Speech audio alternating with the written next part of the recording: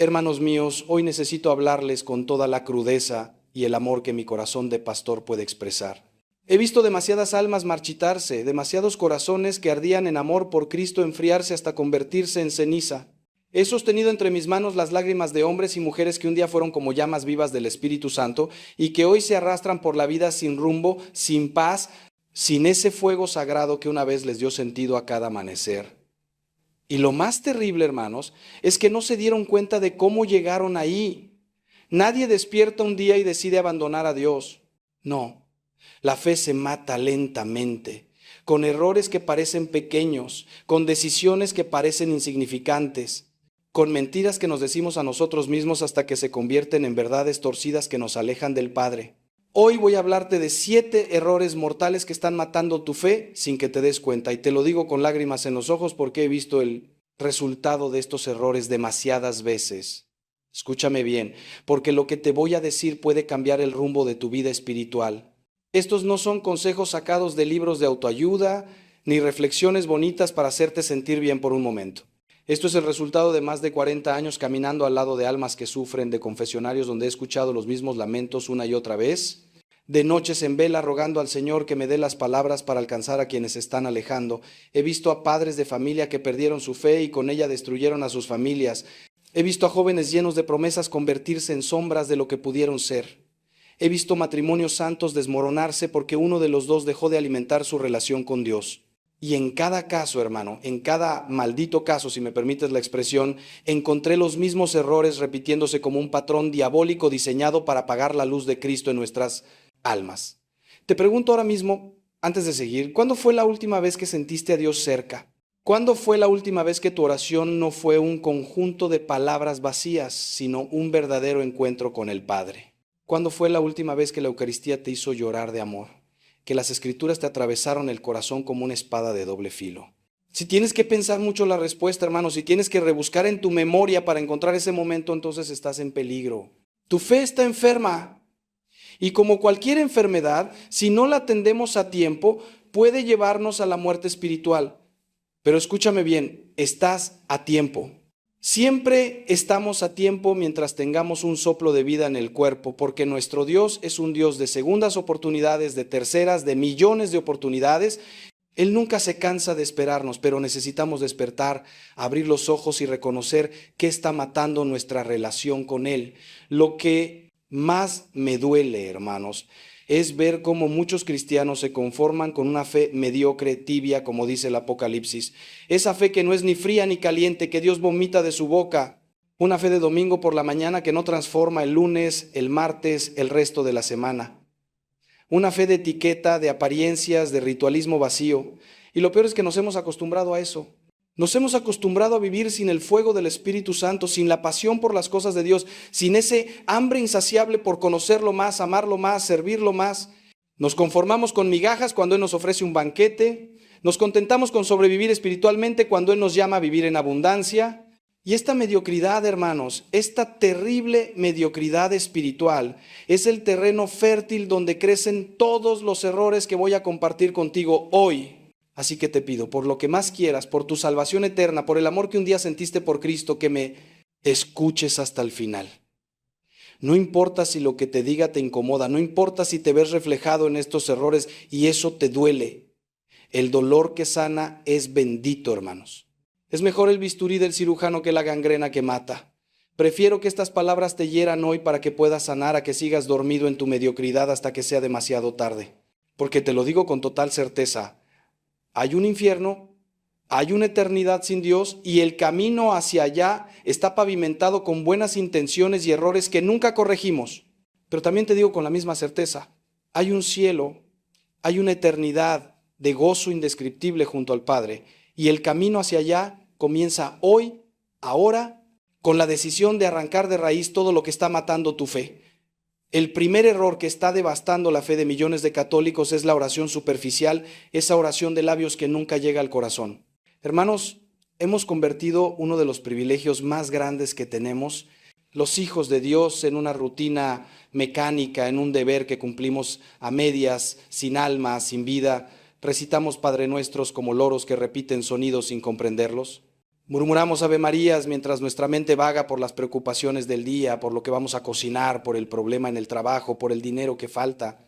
Y luego nos preguntamos por qué no sentimos a Dios cerca, por qué los cielos parecen de bronce, por qué nuestras oraciones rebotan contra el techo sin llegar a ninguna parte. La respuesta es simple y dolorosa: no estamos realmente orando, estamos cumpliendo un protocolo religioso vacío. Santa Teresa de Ávila, esa gran maestra de la oración, decía que la oración es un trato de amistad con quien sabemos que nos ama. ¿Entiendes la profundidad de estas palabras? Un trato de amistad. ¿Cómo te sentirías si tu mejor amigo te hablara todos los días, pero nunca te prestara atención, nunca te mirara a los ojos, nunca escuchara lo que le dices? Sí. Solo viniera a ti cuando necesita algo, con una lista de peticiones, y en cuanto termina de pedirte cosas se va corriendo. Pues eso es exactamente lo que muchos de nosotros hacemos con Dios. Venimos a Él como quien mete una moneda en una máquina expendedora esperando que nos dé lo que queremos. Rezamos nuestro rosario en 10 minutos corriendo, cumplimos con nuestra misa dominical mirando el reloj cada 5 minutos, hacemos nuestras oraciones de la mañana y la noche como quien se lava los dientes, por higiene espiritual, sin amor, sin encuentro real. Te voy a contar algo que vi hace años y que nunca olvidaré. Había un hombre en mi parroquia, llamémosle Antonio, que venía a misa todos los días sin falta. Todos lo veíamos como un modelo de piedad, siempre el primero en llegar, siempre arrodillado en oración antes de la misa. Pero un día vino a verme destruido. Su matrimonio estaba por terminar, su hijo se había metido en drogas y él sentía que Dios lo había abandonado. Me dijo con rabia: Padre, he rezado todos los días de mi vida, nunca he faltado a misa, ¿por qué Dios me hace esto? Y cuando empezamos a hablar en profundidad descubrí algo terrible. Antonio nunca había orado realmente. Recitaba oraciones, sí, cumplía con sus devociones, por supuesto, pero nunca había tenido una conversación real con Dios, nunca le había abierto su corazón de verdad, nunca había escuchado. Su oración era un monólogo donde él hablaba, pero Dios nunca tenía oportunidad de responder porque Antonio nunca se quedaba en silencio para escuchar. Hermanos, la oración no es magia, es relación. No es recitar fórmulas correctamente para que Dios nos dé lo que queremos, es entrar en comunión con Él. Y la comunión requiere presencia, requiere atención, requiere amor. Cuando oras, ¿realmente estás ahí, presente, consciente de que estás ante el Creador del universo que te ama con locura? ¿O tu cuerpo está arrodillado, pero tu mente está en 1000 lugares distintos? Jesús mismo nos advirtió contra esto en Mateo cuando dijo: cuando oren no sean como los hipócritas que aman orar de pie en las sinagogas y en las esquinas de las calles para que la gente los vea. Y cuando oren no hagan como los paganos que repiten palabras sin sentido pensando que por mucho hablar serán escuchados. ¿Ves? Cristo nos está diciendo que la oración superficial, la oración de apariencias, la oración mecánica, no sirve. Dios no quiere nuestras palabras bonitas, quiere nuestro corazón. El remedio para este error mortal es simple pero radical. Debemos aprender a orar de verdad. Y orar de verdad significa presentarnos ante Dios tal como somos, con nuestra miseria, con nuestras heridas, con nuestros pecados, con nuestras alegrías también. Significa hablarle como le hablarías a alguien que amas profundamente. Significa sobre todo escuchar. ¿Sabes cuál es el problema de la mayoría de los católicos? Que nunca escuchan a Dios. Hablan, piden, suplican, se quejan, pero nunca se quedan en silencio el tiempo suficiente para oír la voz suave del Espíritu Santo hablándoles al corazón. La oración contemplativa. Ese silencio adorante ante el Santísimo Sacramento, esa meditación profunda de las Escrituras donde le damos tiempo a Dios para que nos hable, eso es lo que nos falta. Sin esto, hermanos, nuestra fe se marchita. La oración superficial nos deja vacíos, cansados, desilusionados, pero la oración profunda, esa que brota del corazón y que nos pone en contacto real con el Padre, esa transforma toda nuestra vida. El segundo error devastador es vivir una doble vida, ser católicos el domingo y paganos el resto de la semana. Este es quizás el veneno más común y más letal para la fe. Hermanos, no podemos tener un pie en el reino de Dios y otro en el reino de este mundo. No podemos comulgar el domingo y vivir en pecado mortal el lunes. No podemos proclamar que Cristo es nuestro Señor y luego vivir como si nunca hubiéramos oído hablar de Él. Jesús fue clarísimo en esto cuando dijo: nadie puede servir a dos señores, porque odiará a uno y amará al otro, o se dedicará a uno y despreciará al otro. Y sin embargo, ¿cuántos católicos viven exactamente en esta contradicción? Van a misa, se golpean el pecho, piden perdón, comulgan el cuerpo de Cristo y al salir de la iglesia vuelven exactamente a los mismos pecados, a las mismas mentiras, a las mismas injusticias. He conocido empresarios que vienen a misa todos los domingos con sus familias, que son vistos como pilares de la comunidad, pero que en sus negocios engañan, explotan a sus trabajadores, evaden impuestos y duermen tranquilos porque creen que cumplir con el ritual dominical los absuelve de sus pecados semanales. He conocido mujeres que rezan el rosario diariamente, pero que destrozan reputaciones con su lengua, que siembran cizaña en sus familias, que viven llenas de resentimiento y amargura, pero se sienten santas, porque no faltan a sus devociones. He conocido hombres que van a retiros espirituales y lloran de emoción en la adoración eucarística, pero que en sus casas son tiranos, que engañan a sus esposas, que descuidan a sus hijos, que viven vidas secretas llenas de porquería que jamás confesarían públicamente. Esta hipocresía, hermanos, esta vida dividida, mata la fe más rápido que el ateísmo declarado. ¿Sabes por qué? Porque cuando vivimos esta doble vida, en el fondo de nuestro corazón sabemos que somos mentirosos. Podemos engañar a los demás, podemos mantener nuestra imagen de buenos católicos, pero no podemos engañar a nuestra conciencia y mucho menos podemos engañar a Dios.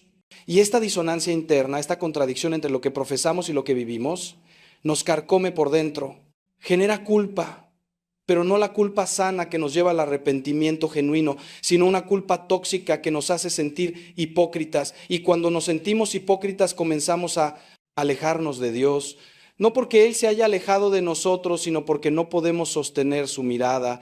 Es como Adán y Eva escondiéndose en el jardín después del pecado.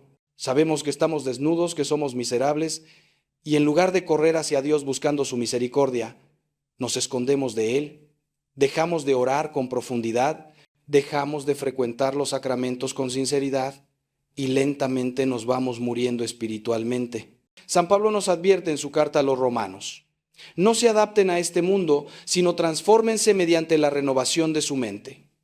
Hermanos, ser cristiano es ser transformado.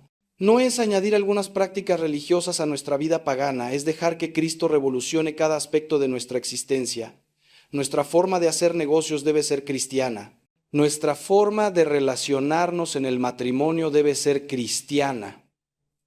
Nuestra forma de usar internet, de hablar de los demás, de gastar nuestro dinero, de tratar a quienes nos sirven, todo debe estar impregnado del Evangelio. No hay áreas de nuestra vida donde Cristo no tenga derecho a entrar. O Él es Señor de todo o no es Señor de nada. Esta tibieza, esta vida compartimentada donde Dios tiene su espacio el domingo, pero el resto de la semana vivimos según los valores del mundo, es la receta perfecta para la muerte espiritual. El camino de salida de este error requiere una honestidad brutal con nosotros mismos. Necesitamos hacer un examen de conciencia profundo y preguntarnos: ¿realmente vivo lo que creo? ¿Hay coherencia entre mi fe y mi vida? ¿Qué vería alguien que me observara 24 horas al día, 7 días a la semana? ¿Vería a un discípulo de Cristo o vería a alguien que simplemente tiene una afición religiosa entre muchas otras? Y cuando descubramos las áreas de incoherencia, y las descubriremos porque todos las tenemos, necesitamos llevarlas al confesionario con humildad y arrepentimiento genuino. Pero no basta con confesarlas una vez, al mes, para volver a caer en ellas. Necesitamos un compromiso radical de cambio. Necesitamos pedirle al Espíritu Santo que nos dé la fuerza para vivir realmente como hijos de la luz en medio de esta generación torcida. La integridad espiritual, hermanos, esa unidad entre lo que creemos y cómo vivimos, es fundamental para mantener viva la fe. El tercer error que está matando la fe de incontables católicos es el descuido de la Eucaristía, ese tesoro infinito que tenemos y que hemos perdido de vista por la familiaridad. Hermanos, estamos ante el mayor milagro que ocurre en la tierra. En cada misa, el pan y el vino se convierten en el cuerpo y la sangre de nuestro Señor Jesucristo. Es el mismo Cristo que caminó por Galilea, que murió en la cruz, que resucitó al tercer día, haciéndose presente en nuestros altares. No es un símbolo, no es una representación, no es un recuerdo bonito. Es Cristo mismo, real, vivo, presente, ofreciéndose a nosotros para que nos unamos a Él de la forma más íntima posible. Y sin embargo, ¿cuántos católicos van a comulgar como quien hace un trámite, sin preparación, sin adoración, sin una pizca de asombro ante este misterio tremendo? He visto a personas llegar tarde a misa corriendo para alcanzar la comunión como quien no quiere perder el autobús. He visto a gente masticando chicle mientras se acerca a recibir el cuerpo de Cristo. He visto filas interminables para comulgar donde nadie se arrodilla después, donde nadie hace una acción de gracias digna, donde la gente se va de la iglesia antes de que termine la misa como si tuvieran prisa por salir de ahí.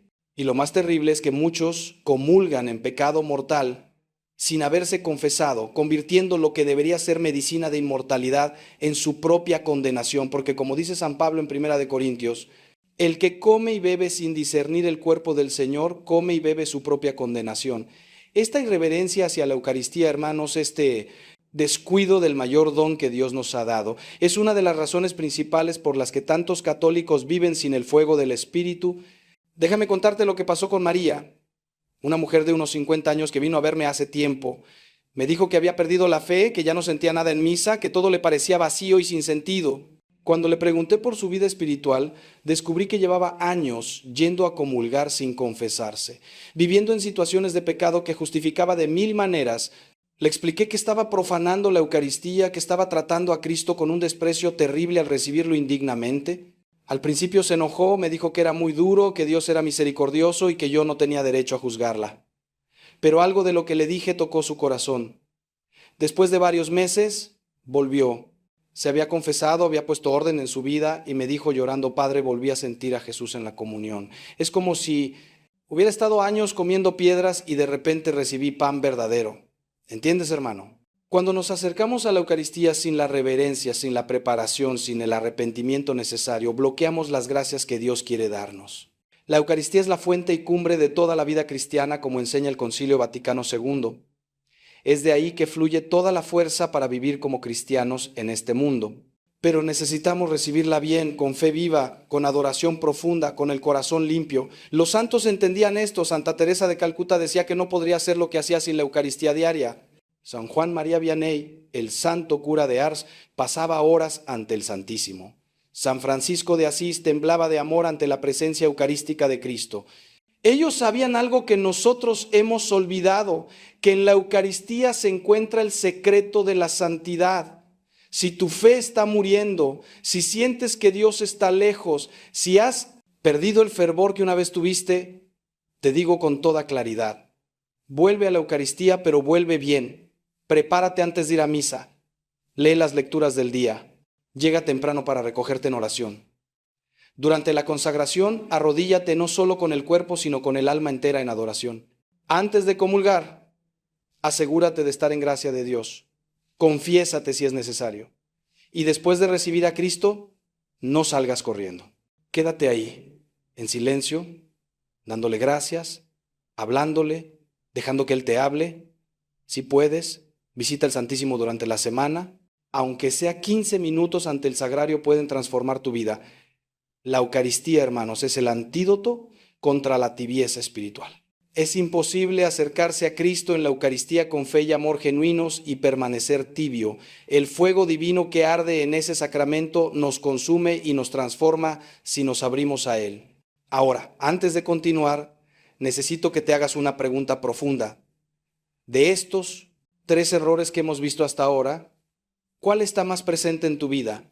¿Es la oración superficial, la doble vida o el descuido de la Eucaristía? Porque te puedo asegurar algo. Si sigues como vas, si no corriges estos errores, dentro de unos años, tu fe será apenas un cascarón vacío, si es que queda algo de ella. Pero hay esperanza, hermano, siempre hay esperanza si actuamos ahora. El cuarto error que devasta la fe de millones es la falta de vida comunitaria, el intento de vivir el cristianismo en solitario. Hermanos, nadie se salva solo. Esta es una verdad fundamental que el individualismo moderno nos ha hecho olvidar. El cristianismo no es una religión de místicos solitarios que buscan a Dios cada uno por su cuenta. Cristo no llamó a individuos aislados, llamó a una comunidad, estableció una iglesia, un cuerpo del cual Él es la cabeza y nosotros los miembros.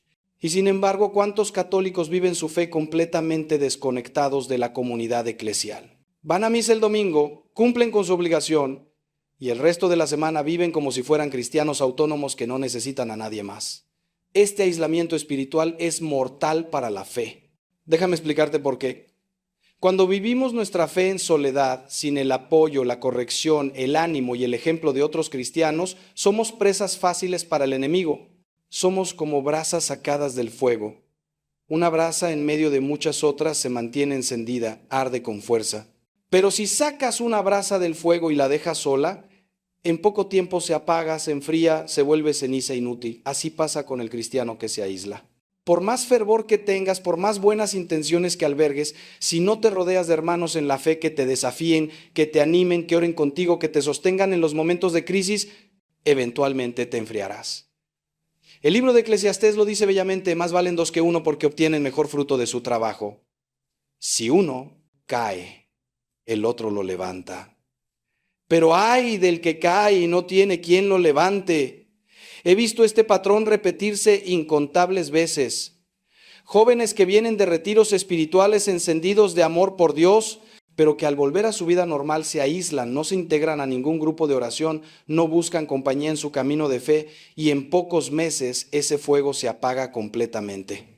Matrimonios que atraviesan crisis terribles porque no tienen otros matrimonios cristianos con quienes compartir, de quienes aprender, que los sostengan con su oración y ejemplo. Personas que enfrentan tentaciones fuertes, pero que por vergüenza o por orgullo no buscan ayuda en su comunidad parroquial y terminan cayendo una y otra vez en los mismos pecados. El aislamiento nos hace vulnerables, nos debilita, nos expone a las mentiras del demonio que nos susurra que somos los únicos que luchamos con esto, que nadie nos entendería, que estamos solos. Pero hay algo aún más profundo que quiero que entiendas. La vida comunitaria no es solo un apoyo práctico para mantener la fe, es parte esencial de lo que significa ser cristiano. En Primera de Juan leemos: si alguien dice yo amo a Dios pero odia a su hermano, es un mentiroso. Pues el que no ama a su hermano a quien ve, no puede amar a Dios a quien no ve. ¿Entiendes esto? No puedes tener una relación auténtica con Dios si no tienes relaciones auténticas con tus hermanos en la fe. El amor a Dios y el amor al prójimo son inseparables. Y no me refiero al amor abstracto por la humanidad, me refiero al amor concreto por personas reales, con sus defectos, sus manías, sus pecados. En la comunidad parroquial, en los grupos de oración, en el servicio a los pobres junto a otros cristianos, es donde aprendemos a amar como Cristo ama, donde nuestro egoísmo es confrontado, donde crecemos en santidad. La solución a este error es simple, pero requiere humildad.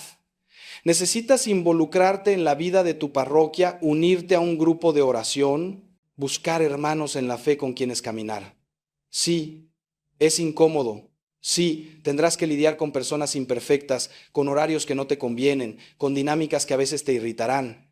Pero eso es parte del crecimiento. La comunidad cristiana no es un club de personas perfectas que se reúnen porque son todas maravillosas. Es un hospital de pecadores que se sostienen unos a otros en el camino hacia la santidad. Necesitas hermanos que oren por ti cuando tú no tienes fuerzas para orar. Necesitas hermanos que te digan la verdad con amor cuando estás desviándote del camino. Necesitas hermanos con quienes compartir tus alegrías y tus penas, tus victorias y tus derrotas. Necesitas ser parte del cuerpo de Cristo no solo en teoría sino en práctica. Sin esto, hermano, tu fe no sobrevivirá a las tormentas que vendrán. El quinto error mortal es la ignorancia de la fe, vivir como católicos sin conocer realmente lo que la Iglesia enseña. Hermanos, este es un problema gravísimo en nuestros tiempos. Tenemos millones de católicos bautizados que no saben prácticamente nada de su fe, no han leído la Biblia completa, ni siquiera los evangelios, no conocen el catecismo, no entienden la doctrina básica de la Iglesia. Su formación religiosa se detuvo en la primera comunión o la confirmación y desde entonces viven con una fe infantil que no puede sostenerlos cuando enfrentan las dudas, las tentaciones y los desafíos intelectuales del mundo moderno. Es como enviar a un niño de 10 años a pelear en una guerra. No tiene las armas, no tiene el entrenamiento, no tiene la madurez necesaria. El resultado es predecible. Será vencido. Vivimos en una época de confusión tremenda. Ideas contrarias al Evangelio nos bombardean constantemente desde los medios, desde la cultura, desde las redes sociales. El relativismo moral nos dice que no hay verdades absolutas, que cada quien tiene su verdad. La ideología de género ataca el plan de Dios para la sexualidad humana. El secularismo nos dice que la religión debe quedar relegada a la esfera privada. El materialismo nos convence de que solo existe lo que podemos ver y tocar. Y frente a todo esto, ¿cómo puede defenderse un católico que no conoce su fe? ¿Cómo puede responder a las objeciones si nunca se ha tomado el tiempo de estudiar por qué la Iglesia enseña lo que enseña? No puede. Y lo que pasa entonces es que poco a poco comienza a dudar, a relativizar, a pensar que quizás la Iglesia está equivocada, que sus enseñanzas son obsoletas, que necesita actualizarse. He visto a padres de familia católicos incapaces de responder las preguntas de sus hijos adolescentes sobre la fe. He visto universitarios católicos que abandonan la iglesia en su primer año de carrera porque un profesor ateo les presentó objeciones que nunca habían considerado y para las cuales no tenían respuestas. He visto adultos católicos que después de años de ir a misa dominical se van a sectas protestantes, porque allí al menos les enseñan la Biblia. La ignorancia nos hace vulnerables a cualquier viento de doctrina, a cualquier maestro carismático que venga con ideas novedosas pero contrarias a la verdad.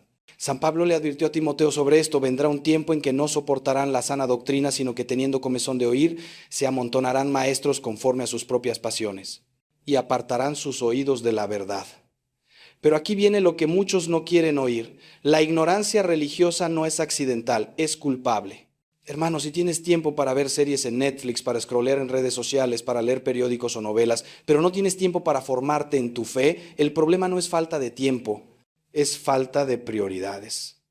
Dios nos ha dado 2000 años de sabiduría acumulada en la iglesia. Tenemos las escrituras, tenemos a los padres de la iglesia, tenemos a los grandes doctores como Santo Tomás de Aquino, San Agustín, Santa Teresa, tenemos el catecismo que explica claramente toda la doctrina católica, tenemos libros, podcasts, videos, recursos increíbles disponibles muchas veces de forma gratuita. No hay excusa para la ignorancia en nuestra generación. La única explicación es la pereza espiritual, la falta de hambre por conocer a Dios y sus caminos. Escúchame bien, si quieres que tu fe sobreviva, si quieres que sea robusta, adulta, capaz de resistir los ataques de este mundo, necesitas formarte. Lee la Biblia todos los días, no como un deber, sino con hambre de conocer a Cristo más. Estudia el catecismo de la Iglesia Católica, aunque sea un número cada día. Lee buenos libros católicos. Escucha enseñanzas de sacerdotes y teólogos sólidos. Asiste a charlas de formación en tu parroquia. Pregunta cuando no entiendas algo.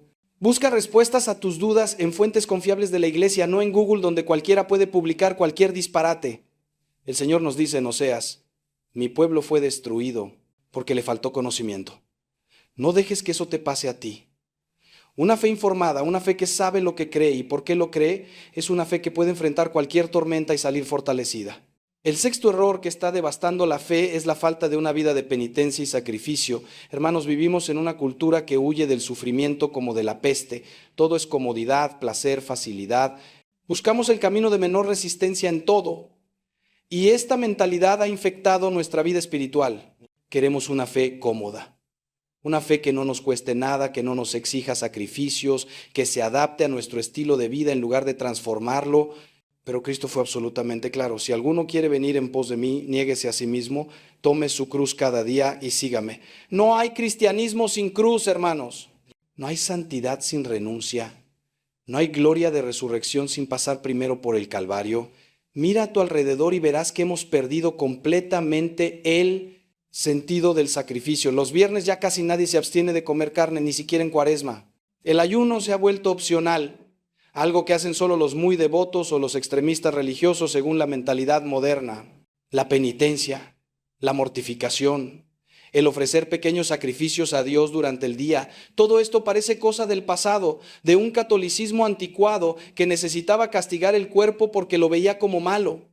Y entonces tenemos católicos que se permiten todos los caprichos, todos los placeres, todas las comodidades y que nunca han experimentado el poder liberador de negarse a sí mismos algo por amor a Dios. Y luego se preguntan: ¿por qué son esclavos de sus pasiones? ¿Por qué no pueden vencer ciertos pecados? ¿Por qué su vida espiritual es tan débil? Déjame explicarte algo fundamental que los santos entendían y nosotros hemos olvidado. La penitencia y el sacrificio no son castigos, son entrenamiento espiritual.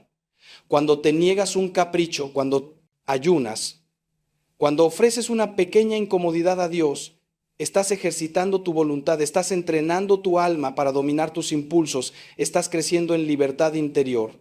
Un hombre que nunca se niega a nada se convierte en esclavo de sus deseos. Pero un hombre que practica la mortificación, que dice no a su cuerpo cuando éste le pide cosas que no necesita, ese hombre se vuelve libre. Ya no es arrastrado por cada antojo, por cada tentación.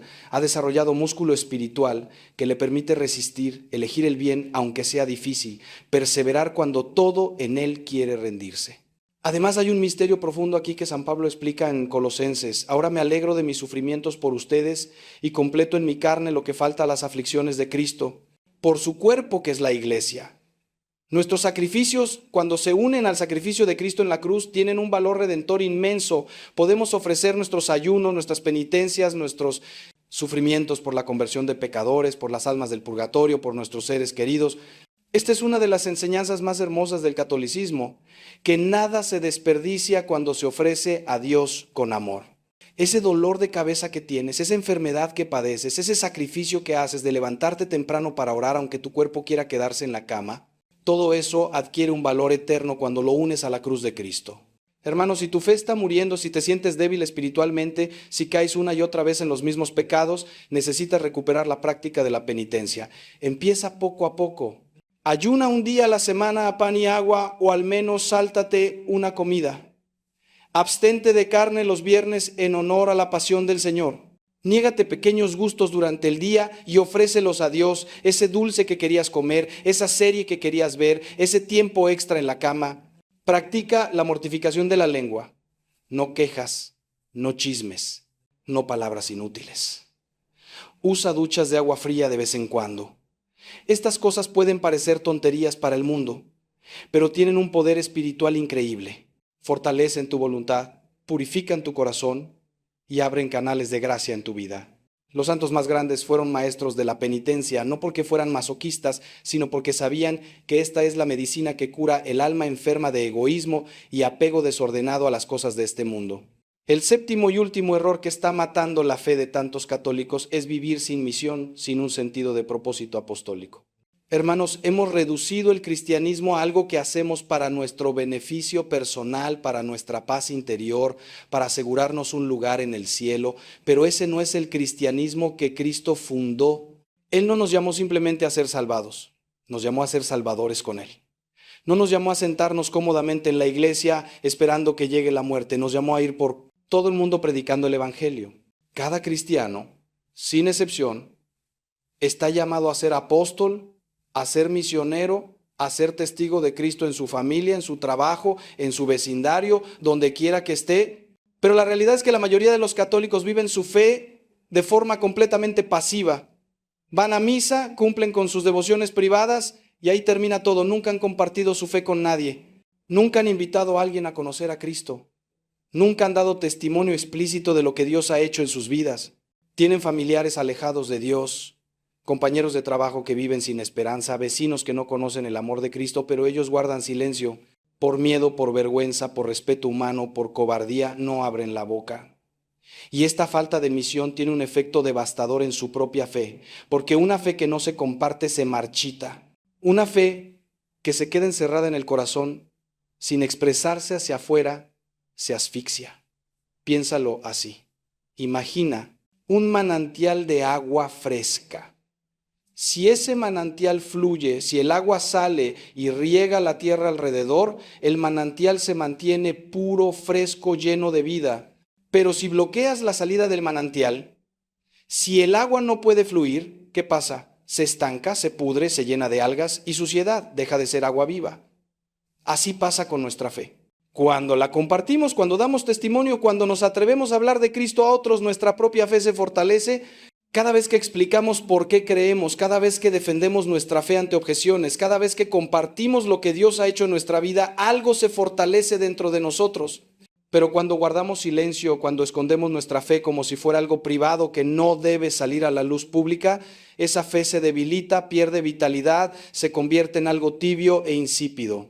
Además, hermano, tenemos una responsabilidad tremenda. Vivimos en un mundo que se está hundiendo en la oscuridad. Millones de personas a nuestro alrededor viven sin conocer el amor de Dios, sin esperanza, sin paz, sin propósito.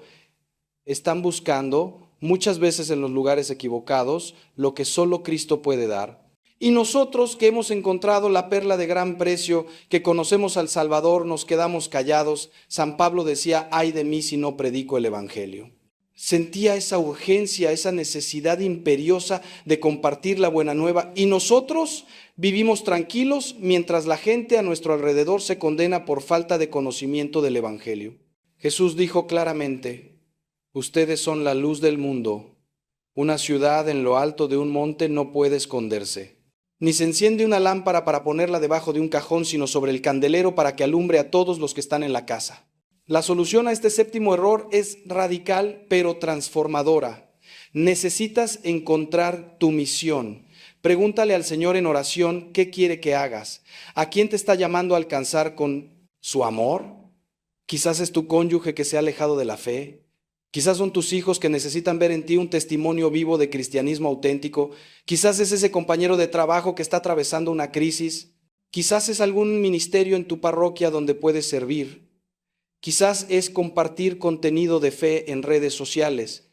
Quizás es visitar enfermos, servir a los pobres, enseñar catecismo. Las oportunidades son infinitas, pero lo que no puedes hacer es quedarte cruzado de brazos. Dios te salvó para algo. Te rescató de las tinieblas no solo para que te salves tú, sino para que seas instrumento de salvación para otros. Cuando encuentres esa misión y empieces a vivirla, verás cómo tu propia fe se enciende con un fuego nuevo. Ahora bien, antes de terminar, necesito que entiendas algo crucial. Estos 7 errores no actúan aisladamente. Se alimentan unos a otros, se refuerzan mutuamente. La oración superficial lleva a la doble vida. La doble vida produce irreverencia hacia la Eucaristía. El descuido de la Eucaristía nos debilita para vivir en comunidad. El aislamiento aumenta nuestra ignorancia. La ignorancia hace que no valoremos la penitencia. Y la falta de penitencia y de misión nos deja sin propósito, cayendo de nuevo en la oración superficial. Es un círculo vicioso descendente hacia la muerte espiritual. Pero hermanos, escuchen esto con esperanza. Así como estos errores se refuerzan mutuamente en sentido negativo, cuando empezamos a corregirlos se refuerzan mutuamente en sentido positivo. Cuando comienzas a orar de verdad, con profundidad, descubres la hipocresía de tu doble vida y te duele, te lleva a la conversión. Cuando te conviertes de verdad, te acercas a la Eucaristía con nuevo amor y reverencia. Cuando recibes bien la Eucaristía, deseas compartir ese regalo con otros en comunidad. La comunidad te forma, te enseña, reduce tu ignorancia. El conocimiento profundo de la fe te lleva a valorar la penitencia. La penitencia te fortalece para vivir tu misión. Y la misión enciende tu oración con nuevo fervor. Es un círculo virtuoso ascendente hacia la santidad. Por eso te digo, no te desanimes si te has visto reflejado en todos estos errores. No te sientas condenado. Al contrario, alégrate de que el Espíritu Santo te haya hecho consciente de estas áreas donde necesitas crecer. La conciencia del problema es el primer paso hacia la solución. Ahora sabes qué está matando tu fe. Ahora puedes hacer algo al respecto. No tienes que corregir todo de golpe. De hecho, te aconsejo que no intentes hacerlo porque terminarás abrumado y frustrado. Escoge uno de estos errores, el que sientas que es más urgente en tu vida, y comprométete a trabajar en él durante un mes completo. Ponlo en oración, busca ayuda si la necesitas. Y cuando veas progreso ahí, ataca el siguiente. Te prometo algo, hermano, si tomas en serio esto que te he compartido hoy, si realmente te comprometes a arrancar de raíz estos errores de tu vida, dentro de un año serás una persona completamente diferente espiritualmente. Tu fe no solo habrá sobrevivido, habrá florecido. Habrás pasado de ser un cristiano tibio y mediocre a ser un discípulo apasionado de Cristo, y ese cambio no solo te beneficiará a ti, transformará a todos los que te rodean. Porque una persona encendida de amor por Dios es como un fuego que enciende otros fuegos, que ilumina las tinieblas, que calienta a los que están cerca. Hermanos míos queridos, llegamos al final de esta reflexión que me ha salido del corazón con lágrimas. He visto demasiado dolor, demasiadas vidas arruinadas, demasiadas almas perdidas porque no prestaron atención a tiempo a estos errores que las estaban matando espiritualmente. No quiero que tú seas una estadística más. No quiero que dentro de unos años mires atrás y te arrepientas de no haber actuado cuando todavía podías. El tiempo de la misericordia es ahora. Dios te está hablando hoy a través de estas palabras. No endurezcas tu corazón. No te digas a ti mismo que ya lo harás mañana, porque mañana puede ser demasiado tarde. Quiero que ahora mismo, antes de irte, hagas una pausa. Cierra los ojos si estás en un lugar donde puedes hacerlo. Lleva tu mano al pecho y siente tu corazón latiendo. Mientras late, mientras respiras, mientras vives, hay esperanza. Dios no ha terminado contigo. Él está dispuesto a restaurar tu fe, a reavivar ese fuego que se estaba apagando, a darte una nueva oportunidad. Pero necesitas dar el primer paso. Necesitas reconocer humildemente que has fallado, que has cometido estos errores, que necesitas su gracia para cambiar. Háblale ahora con tus propias palabras desde lo más profundo de tu ser. Dile que lo sientes, dile que quieres volver a Él con todo tu corazón. Y ahora te voy a pedir algo concreto. No dejes que este mensaje se quede solo en ti. Si estas palabras han tocado tu corazón, si algo de lo que te he dicho te ha movido, comparte este contenido con alguien que lo necesite. Todos conocemos a alguien cuya fe está en peligro, que está alejándose de Dios, que está cometiendo estos mismos errores. Envíale este video, este mensaje. Puede ser el instrumento que Dios use para salvarlo.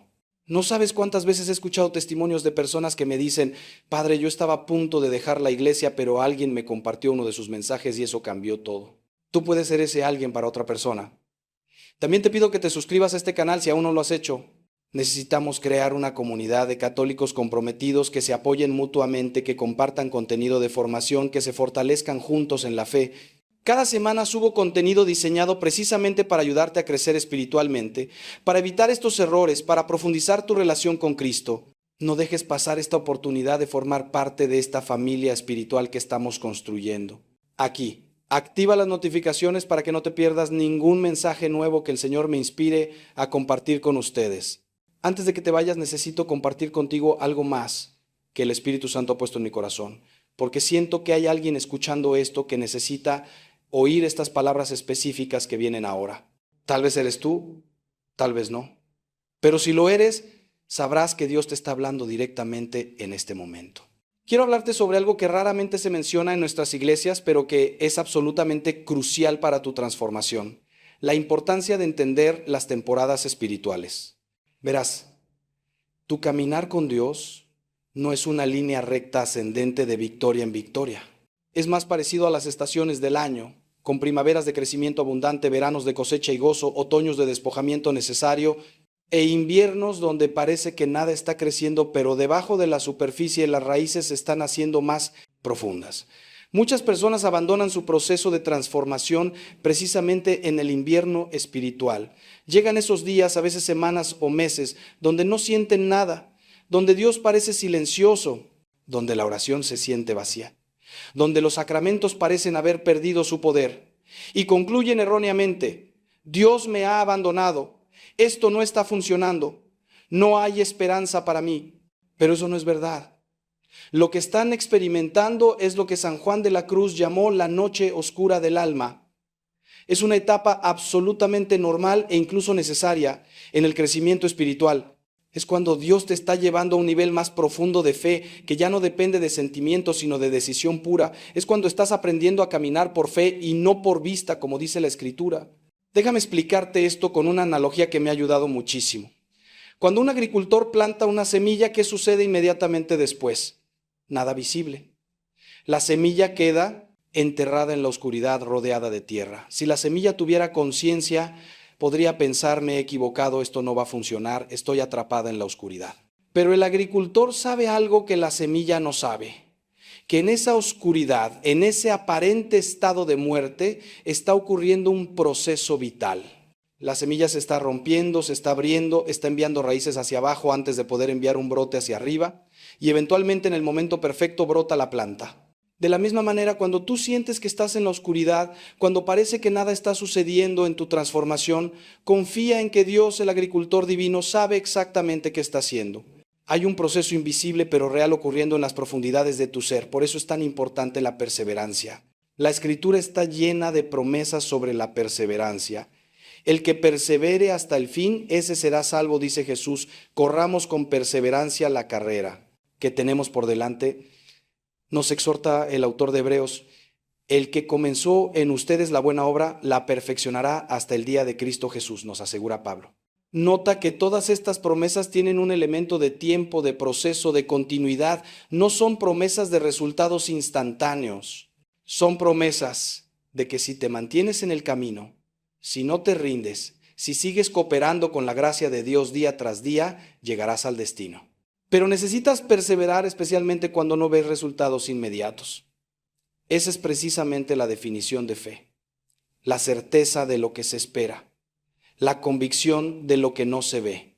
Ahora, déjame hablarte de algo que es extremadamente práctico y que puede marcar una diferencia enorme en tu proceso: la importancia de celebrar las pequeñas victorias. Vivimos en una cultura de todo o nada, donde si no eres completamente exitoso, consideras que eres un completo fracaso, pero esa mentalidad es tóxica y antinatural. El crecimiento real ocurre en incrementos pequeños, un día a la vez, una decisión correcta a la vez, una tentación resistida a la vez. Y necesitas reconocer y celebrar cada una de esas pequeñas victorias. Resististe una tentación hoy que ayer no hubieras resistido, eso es una victoria. Celébrala, da gracias a Dios por ella. ¿Duraste una semana sin caer cuando antes no durabas ni 3 días? Eso es progreso real. Reconócelo. El problema es que muchas veces estamos tan enfocados en cuánto nos falta por recorrer que no vemos cuánto ya hemos avanzado. Es como escalar una montaña mirando solo hacia la cima y nunca volteando hacia atrás para ver cuánto has subido. Te desanimas porque la cima todavía está lejos sin darte cuenta de que ya no estás donde empezaste. Entonces, haz esto. Lleva un diario espiritual. No tiene que ser elaborado.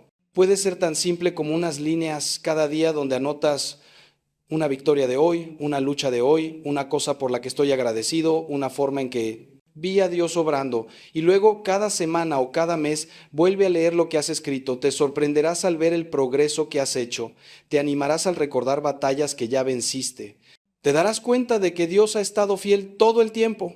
Y aquí hay algo más sobre las victorias pequeñas. Cada una de ellas construye lo que los psicólogos llaman autoeficacia, que es básicamente tu creencia en tu capacidad de hacer algo. Cada vez que vences una pequeña tentación, tu cerebro registra: puedo hacer esto. Y eso hace más fácil vencer la próxima vez. Es como desarrollar un músculo. La primera vez que vas al gimnasio después de años de inactividad, levantar 5 kilos puede ser difícil. Pero si sigues entrenando consistentemente, eventualmente esos 5 kilos se sienten ligeros y puedes levantar mucho más. De la misma manera, cada victoria espiritual, por pequeña que sea, está fortaleciendo tus músculos espirituales. Estás desarrollando lo que los antiguos llamaban virtud, que literalmente significa fuerza. Las virtudes son fortalezas de carácter que se desarrollan con práctica repetida. Hablemos ahora de algo que puede ser controversial, pero que necesita ser dicho. A veces tu debilidad está conectada con heridas no sanadas de tu pasado que requieren sanación interior. No puedes simplemente decidir dejar de ser ansioso si sufriste abuso en tu infancia. No puedes simplemente orar más fuerte para superar una adicción si la raíz de esa adicción es un trauma sin procesar. Dios quiere sanarte integralmente, espíritu, alma y cuerpo. Y a veces eso requiere que hagas el trabajo difícil de enfrentar tu pasado, de sanar tus memorias heridas, de perdonar profundamente a quienes te lastimaron e incluso de buscar ayuda profesional, cristiana, para procesar cosas que son demasiado complejas para manejar solo con oración. Hay un movimiento hermoso en la Iglesia Católica llamado sanación interior o sanación de memorias. Se basa en la verdad de que Jesús, que es el mismo ayer, hoy y siempre, puede entrar en tus memorias pasadas y traer sanación a esas heridas antiguas. No está cambiando lo que sucedió, eso ya es historia, pero está cambiando el efecto que esa historia tiene sobre tu presente. Está sanando las heridas emocionales, está rompiendo las mentiras que creíste sobre ti mismo a partir de esas experiencias. Está liberándote de los patrones de comportamiento que desarrollaste para sobrevivir, pero que ya no te sirven. He visto personas experimentar libertad profunda a través de este ministerio. Si nunca has explorado esto, te animo a que busques un retiro de sanación interior o un sacerdote entrenado en este ministerio, porque aquí está la verdad. Algunas de tus debilidades presentes son síntomas de heridas pasadas. Son como las luces de advertencia en el tablero de tu carro. No sirve de nada simplemente apagar la luz y pretender que todo está bien. Necesitas abrir el capó y ver qué está causando que la luz se encienda. Necesitas ir a la raíz del problema. Y sí, eso puede ser doloroso. Nadie quiere volver a visitar las memorias traumáticas.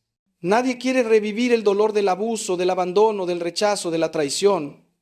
Pero hay una diferencia enorme entre recordar algo solo y recordarlo con Jesús. Cuando invitas a Jesús a entrar en esa memoria, cuando le pides que te muestre dónde estaba Él cuando eso te sucedió, cuando permites que su amor toque esa parte herida de ti, algo se sana en un nivel profundo que ninguna cantidad de fuerza de voluntad puede lograr. Permíteme contarte una historia más que ilustra esto perfectamente. Conocí a un hombre, llamémosle Ricardo, que luchaba con ira explosiva. Podía estar perfectamente calmado y de repente algo trivial lo hacía explotar con una furia desproporcionada que dañaba sus relaciones. Vino a mí buscando ayuda. Oramos, se confesaba regularmente, intentaba con todas sus fuerzas controlarse y mejoraba un poco, pero las explosiones seguían ocurriendo. Un día, durante una sesión de oración de sanación interior, el Espíritu Santo le trajo a la memoria una escena de cuando tenía 7 años. Su padre alcohólico había llegado borracho a casa y había golpeado brutalmente a su madre mientras Ricardo, pequeño e indefenso, observaba aterrorizado escondiéndose detrás del sofá. En ese momento, siendo un niño, había hecho un voto inconsciente: nunca más seré indefenso, nunca más permitiré que alguien me haga sentir débil. Ese voto, hecho desde el trauma de un niño de 7 años, había gobernado su vida adulta. Cada vez que alguien o algo lo hacía sentir vulnerable, débil o fuera de control, su reacción era ira explosiva, porque subconscientemente estaba peleando contra ese niño aterrorizado que no pudo proteger a su madre. Cuando Ricardo entendió esto, cuando pudo ver a ese niño de 7 años con compasión en lugar de desprecio, cuando invitó a Jesús a entrar en esa memoria y recibió sanación para ese trauma, algo rompió. No fue mágico o instantáneo, todavía tuvo que trabajar en manejar su ira, pero la raíz había sido tocada. Las explosiones disminuyeron dramáticamente en frecuencia e intensidad, y con el tiempo desarrolló una capacidad de regulación emocional que nunca había tenido antes, porque la herida subyacente había sido sanada. ¿Tiene tu debilidad actual raíces en heridas pasadas? Pregúntaselo a Dios. Pídele al Espíritu Santo que te revele si hay memorias que necesitan ser sanadas, votos inconscientes que necesitan ser rotos, mentiras que creíste sobre ti mismo que necesitan ser reemplazadas con la verdad. Y si Él te muestra algo, no huyas de ello, llévalo a la luz, busca ayuda para procesarlo. Permite que Jesús, el sanador divino, toque esas áreas profundas de tu ser que nadie más puede alcanzar. Esta puede ser la pieza que faltaba en tu proceso de transformación. Esta puede ser la razón por la que has estado peleando tan duro pero sin victoria completa. Ahora quiero llevarte a reflexionar sobre otro aspecto crucial de tu transformación: el papel de la batalla espiritual. Porque necesitas entender esto con claridad. No estás simplemente luchando contra malos hábitos o tendencias psicológicas. Estás en medio de una guerra espiritual real. Hay un enemigo personal, el diablo, que odia a Dios y por extensión te odia a ti porque eres imagen de Dios. Y él tiene un interés personal en mantenerte atado a tu debilidad. No porque tu debilidad específica le importe tanto, sino porque sabe que mientras estés atado no podrás cumplir tu propósito en el reino de Dios. No podrás ser sal y luz en el mundo. No podrás liberar a otros. Por eso pelea tan duro por mantenerte esclavizado. San Pedro nos advierte: sean sobrios y estén alerta. Su enemigo el diablo, como león rugiente, anda buscando a quien devorar. Resístanlo firmes en la fe. San Pablo nos dice: porque nuestra lucha no es contra sangre y carne, sino contra principados, contra potestades, contra los gobernadores de las tinieblas de este mundo, contra huestes espirituales de maldad en las regiones celestiales. Esto no es lenguaje metafórico, es descripción literal de una realidad espiritual. Hay fuerzas demoníacas reales que trabajan para destruirte, y necesitas tomar esto en serio sin caer en el extremo de ver demonios en cada esquina. Hay un equilibrio saludable. Reconocer la realidad de la guerra espiritual sin obsesionarte con ella. ¿Cómo peleas esta batalla espiritual? Primero, a través de la oración. No cualquier oración, sino oración de autoridad. Como hijo o hija de Dios, como alguien bautizado en Cristo, tienes autoridad espiritual para resistir al enemigo. Jesús nos dio esa autoridad cuando dijo: les he dado autoridad para pisar serpientes y escorpiones y sobre todo el poder del enemigo, y nada les hará daño. Entonces, cuando sientas un ataque espiritual, cuando sientas esa opresión pesada, esa tentación abrumadora, esa voz acusadora en tu mente, resiste en el nombre de Jesús.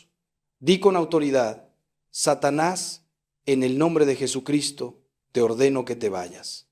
No tienes autoridad sobre mí. Soy hijo, hija de Dios, comprado con la sangre de Cristo, sellado con el Espíritu Santo. Vete. Segundo, a través del uso de sacramentales: el agua bendita, el crucifijo, el rosario, la medalla de San Benito, el escapulario, la sal bendita. Estos no son amuletos mágicos, pero son signos sagrados que han sido bendecidos por la Iglesia y que tienen poder espiritual real cuando se usan con fe.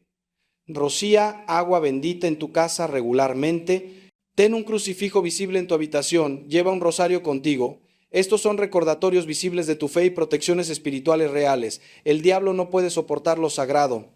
Huye ante el nombre de Jesús, ante la señal de la cruz, ante la intercesión de María. Tercero, a través del ayuno. Jesús mismo dijo sobre ciertos tipos de demonios. Esta clase no sale sino con oración y ayuno. El ayuno tiene un poder espiritual que pocas personas entienden hoy. Cuando ayunas, estás diciendo a tu carne, tú no mandas en mí, yo mando en ti con el poder del Espíritu. Estás desarrollando dominio propio, estás abriendo canales espirituales, estás afilando tu sensibilidad a las cosas de Dios. No tiene que ser un ayuno extremo. Puede ser tan simple como ayunar de una comida una vez a la semana o ayunar de algo que te gusta por un periodo determinado. Pero hazlo con intención espiritual, no solo como una dieta. Ofrece ese sacrificio por tu libertad, por tu transformación, por la derrota del enemigo en tu vida. Cuarto, a través de la confesión regular. El sacramento de la reconciliación no solo perdona tus pecados, también rompe el poder que esos pecados tienen sobre ti. Cada vez que confiesas, estás trayendo a la luz lo que estaba en oscuridad. Y el enemigo no puede operar en la luz, opera en secreto, en vergüenza, en silencio. Cuando verbalizas tu pecado ante un sacerdote, cuando lo sacas de las sombras, pierde su poder y recibes gracia fortalecedora para resistir en el futuro. Si no te has confesado regularmente, comienza ahora. Cada semana o cada 2 semanas presenta tus luchas ante el sacramento. Verás una diferencia notable. Y quinto, a través de la intercesión de los santos, especialmente de María. Los santos en el cielo no están inactivos, están intercediendo constantemente por nosotros. Están peleando junto a nosotros en esta batalla espiritual. María en particular tiene un papel único. Ella es la que aplasta la cabeza de la serpiente, como fue profetizado en Génesis. El diablo le teme porque ella es la inmaculada, la que nunca pecó, la que siempre dijo sí a Dios. Cuando la invocas, cuando le pides que interceda por ti, cuando te consagras a su corazón inmaculado, estás recibiendo protección maternal poderosa. Reza el rosario diariamente. No lo veas como una obligación religiosa aburrida. Véelo como el arma espiritual que es. Santa Padre Pío dijo que el rosario es el arma para estos tiempos. Úsala. Pero ahora déjame advertirte sobre algo importante. No uses la realidad de la guerra espiritual como excusa para no tomar responsabilidad por tus decisiones. Sí, hay un enemigo real. Sí, él te tienta y te ataca. Pero al final del día, tú decides. Tú tienes libre albedrío. El diablo no puede forzarte a pecar. Solo puede tentarte, sugerirte, hacerte más difícil resistir. Pero la decisión final es tuya, así que no digas, el diablo me hizo hacerlo. No, tú lo hiciste. El diablo te tentó, pero tú cediste. Y necesitas tomar responsabilidad por eso para poder cambiar. La responsabilidad personal y el reconocimiento de la guerra espiritual no son contradictorios, son complementarios. Ambos son verdad simultáneamente. Hablemos ahora sobre algo que cambiará radicalmente tu perspectiva si lo entiendes correctamente. El concepto bíblico de morir para vivir. Jesús lo dijo explícitamente, el que quiera salvar su vida la perderá, pero el que pierda su vida por causa de mí la encontrará. Y también, si el grano de trigo no cae en tierra y muere, queda solo, pero si muere lleva mucho fruto.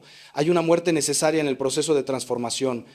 Una muerte del ego, del hombre viejo, de los patrones de pensamiento y comportamiento que te han definido hasta ahora, y esa muerte, como toda muerte, es dolorosa, es aterradora, porque no sabes quién serás del otro lado. Conoces al tú débil, adicto, herido, pero ¿quién es el tú libre, sanado, fuerte? Eso es desconocido. Y el ser humano le teme a lo desconocido. Por eso, paradójicamente, a veces nos aferramos a nuestra miseria porque al menos es familiar, conocemos este dolor, sabemos cómo vivir con esta debilidad. Hemos construido nuestra identidad alrededor de ella. ¿Quiénes somos sin ella? Es como un prisionero que ha estado en la cárcel durante décadas. Cuando finalmente le abren la puerta y le dicen que es libre, a veces se aterroriza. La prisión era horrible, pero era conocida. La libertad es maravillosa, pero es desconocida. Puede que incluso prefiera quedarse en la celda. Esa es una imagen de lo que sucede espiritualmente con muchas personas. Se han identificado tanto con su debilidad que dejarla ir se siente como perder su identidad. Pero aquí está la verdad gloriosa. Cuando mueres a tu falsa identidad, cuando sueltas la imagen distorsionada de quién crees que eres, descubres tu verdadera identidad en Cristo. Descubres quién siempre fuiste destinado a ser. San Pablo lo expresa así: con Cristo estoy juntamente crucificado, ya no vivo yo, mas vive Cristo en mí. Es una declaración radical. El viejo Pablo, Saulo el perseguidor, tuvo que morir para que Pablo el apóstol pudiera nacer. Tu viejo yo, definido por tu debilidad, tiene que morir para que tu verdadero yo, definido por la gracia de Dios, pueda emerger. Y sí, ese proceso de muerte es doloroso, pero del otro lado está la resurrección, del otro lado está la vida abundante que Jesús prometió. Entonces, ¿cómo mueres a tu yo viejo? No es un evento único. Es un proceso diario. Jesús dijo: si alguno quiere venir en pos de mí, niéguese a sí mismo, tome su cruz cada día y sígame. Cada día. Esto significa que cada día tomas decisiones pequeñas que mortifican tu carne y vivifican tu espíritu. Cada vez que dices no a una tentación, estás muriendo un poco al hombre viejo. Cada vez que eliges orar en lugar de distraerte, estás muriendo al hombre viejo. Cada vez que perdonas en lugar de guardar rencor, estás muriendo al hombre viejo. Cada vez que sirves en lugar de ser servido, estás muriendo al hombre viejo. Son muertes pequeñas pero acumulativas, y con el tiempo el hombre viejo se debilita y el hombre nuevo en Cristo se fortalece. Los padres del desierto, esos santos antiguos que vivieron en el desierto de Egipto en los primeros siglos del cristianismo, entendían esto profundamente. Ellos hablaban de nepsis, que es vigilancia espiritual constante, estar alerta momento a momento sobre los movimientos de tu corazón. Observar cuando surge una pasión desordenada y cortarla de raíz antes de que crezca en acción pecaminosa. No vivían paranoicos o ansiosos, pero sí vivían conscientes de sus tentaciones, conscientes de sus debilidades, conscientes de los trucos del enemigo. Y esa conciencia les permitía responder en lugar de solo reaccionar. Podían ver la tentación llegando y decir: ahí está otra vez. Conozco este patrón, pero no voy a ceder. En el nombre de Jesús resisto. Esa es la vigilancia que necesitas desarrollar. Conoce tus patrones. Sé consciente de tus ciclos. Si sabes que cada vez que estás estresado te refugias en tu adicción, entonces cuando llegue el estrés puedes estar alerta y preparado. Puedes tener un plan alternativo. Puedes llamar a tu compañero de rendición de cuentas. Puedes ir a la capilla. Puedes salir a correr. Puedes hacer algo, cualquier cosa que interrumpa el patrón automático, porque cuando estás operando en piloto automático es cuando la debilidad te vence. Pero cuando estás consciente, cuando estás vigilante, cuando estás alerta, tienes una oportunidad de luchar. Y cada vez que luchas, ganas o pierdas esa batalla particular, estás fortaleciéndote para la próxima. Déjame ahora compartir contigo algo que puede sonar extraño, pero que es profundamente verdadero. A veces Dios permite que tu debilidad permanezca porque Él está usando tu lucha para moldear el carácter de otras personas a tu alrededor. Tu esposo o esposa que te ha tenido que perdonar una y otra vez está desarrollando la virtud de la paciencia y el amor incondicional. Tus hijos que te han visto luchar y levantarte están aprendiendo resiliencia y que el fracaso no es final. Tu comunidad de fe que te ha sostenido en oración está experimentando el gozo de ver a Dios obrar milagros. Tu lucha no es solo sobre ti, es parte de un tapiz más grande que Dios está tejiendo, donde múltiples vidas están siendo formadas, no solo la tuya. Eso no hace tu lucha menos real o menos dolorosa, pero le da una dimensión adicional de significado. Recuerdo a una mujer en mi parroquia cuyo esposo luchaba con adicción al juego. Por años ella oró, lloró, sufrió la inestabilidad financiera y emocional que esa adicción causaba. Más de una vez me preguntó: ¿por qué Dios no lo sana? ¿Por qué tengo que sufrir esto? No tenía respuestas fáciles para ella. Pero años después, cuando su esposo finalmente encontró libertad, ella me dijo algo hermoso: Padre, si hubiera sabido al principio todo lo que tendría que pasar, no sé si hubiera tenido el valor de continuar.